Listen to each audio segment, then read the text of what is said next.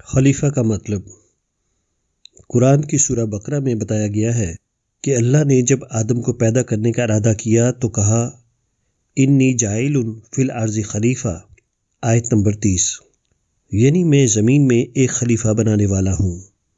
خلیفہ کا مطلب ہے بعد کو آنے والا، سکسیسر۔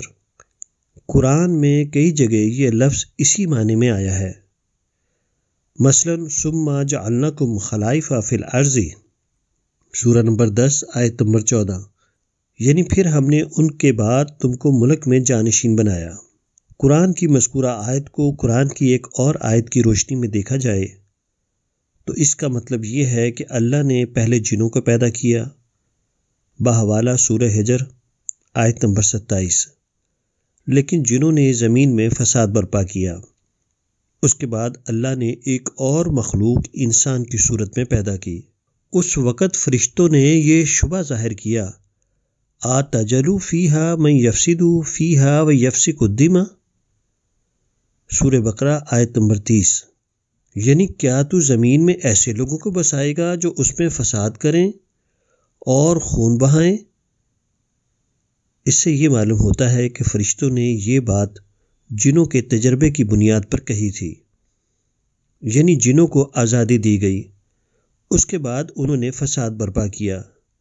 اب اگر انسان کو آزاد مخلوق کی حیثیت دی جائے تو وہ بھی آزادی کا غلط استعمال کریں گے اور فساد برپا کریں گے۔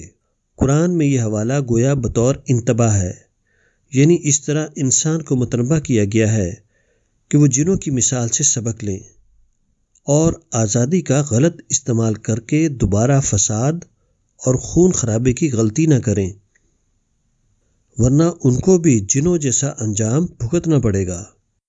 قرآن کی اس آیت میں خلیفہ کا لفظ کسی سیاسی معنی میں نہیں ہے، وہ صرف اس معنی میں ہے کہ فطرت کے قانون کے مطابق انسان کے اندر توالد و تناسل کا نظام قائم ہوگا۔ ایک نسل کے بعد دوسری نسل پیدا ہوگی، ایک گروہ کے بعد دوسرا گروہ اس کی جگہ لے گا۔ اس آیت میں خلیفہ کا لفظ انسان کے مشن کو بتانے کے لیے نہیں آیا ہے، بلکہ اس کی تخلیقی نوعیت کو بتانے کے لیے آیا ہے۔ جہاں تک انسان کے مشن کا معاملہ ہے، اس کو جاننے کے لیے ہر انسان کو خدا کی کتاب کا مطالعہ کرنا ہوگا۔